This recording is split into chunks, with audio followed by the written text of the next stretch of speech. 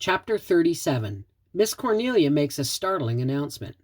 Miss Cornelia sailed down to the little house one drowsy afternoon when the Gulf was the faint bleached blue of the August seas, and the orange lilies at the gate of Anne's garden held up their imperial cups to be filled with the molten gold of August sunshine. Not that Miss Cornelia concerned herself with painted oceans or sun-thirsty lilies. She sat in her favorite rocker in unusual idleness. She sewed not, neither did she spin, nor did she say a single derogatory word concerning any portion of mankind. In short, Miss Cornelia's conversation was singularly devoid of spice that day, and Gilbert, who had stayed home to listen to her instead of going a-fishing, as he had intended, felt himself aggrieved. What had come over Miss Cornelia? She did not look cast down or worried. On the contrary, there was a certain air of nervous exaltation about her. "Where is Leslie?" she asked, not as if it mattered much either. "Owen and she went raspberrying in the woods back of her farm," answered Anne. "They won't be back before supper time, if then." "They don't seem to have any idea that there is such a thing as a clock," said Gilbert. "I can't get to the bottom of that affair. I'm certain you women pulled strings, but Anne, undutiful wife, won't tell me. Will you, Miss Cornelia?" "No, I shall not. But," said Miss Cornelia with an air of one determined to take the plunge and have it over with, "I will tell you something else.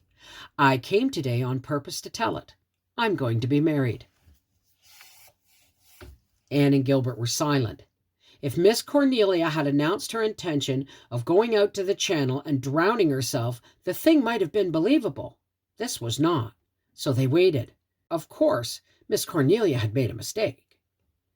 "Well, you both looked sort of kerflummoxed," said Miss Cornelia with a twinkle in her eyes. Now that the awkward moment of revelation was over, Miss Cornelia was her own woman again. "Do you think I'm too young and inexperienced for matrimony?" "You know, it is rather staggering," said Gilbert, trying to gather his wits together. "I've heard you say a score of times that you wouldn't marry the best man in the world." "I'm not going to marry the best man in the world," retorted Miss Cornelia. "Marshall Elliott is a long way from being the best." "Are you going to marry Marshall Elliott?" exclaimed Anne, recovering her power of speech under this second shock. "Yes, I could have had him any time these 20 years if I'd lifted my finger. But do you suppose I was going to walk into church beside a perambulating haystack like that?"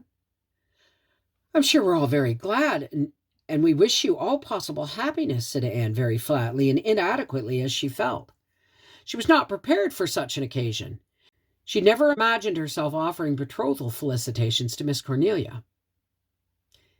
"Thanks, I knew you would," said Miss Cornelia. "You are the first of my friends to know it."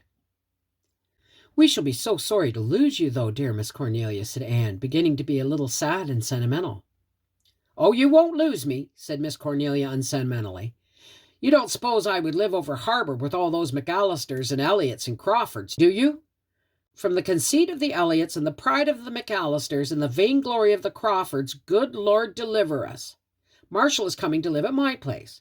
I am sick and tired of hired men. That Jim Hastings I got this summer is positively the worst of the species. He would drive anyone to getting married. What do you think? He upset the churn yesterday and spilled a big churning of cream over the yard, and not one whit concerned about it was he. Just gave a foolish laugh and said cream was good for the land. Wasn't that like a man? I told him I wasn't in the habit of fertilizing my backyard with cream." "Well, I wish you all manner of happiness too, Miss Cornelia," said Gilbert solemnly.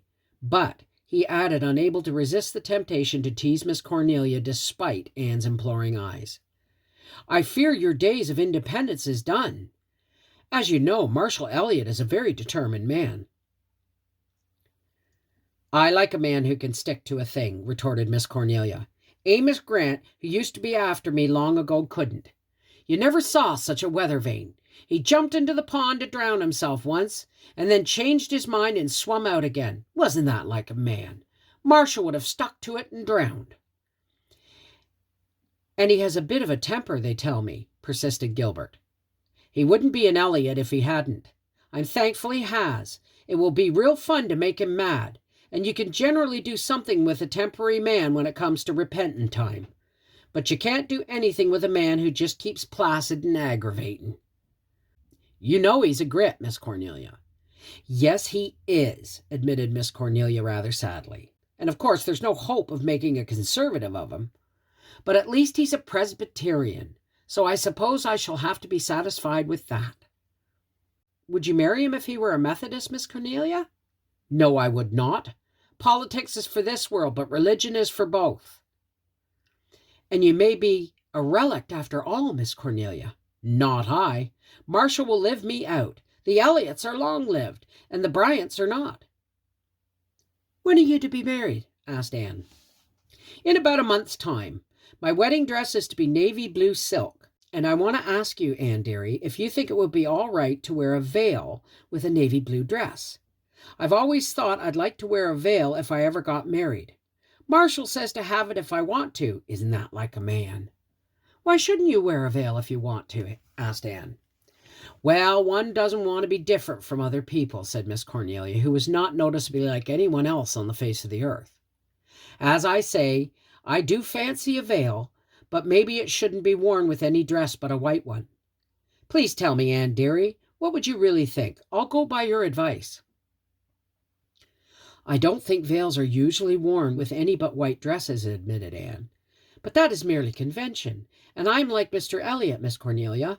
I don't see any good reason why you shouldn't have a veil if you want one. But Miss Cornelia, who made her calls in calico wrappers, shook her head.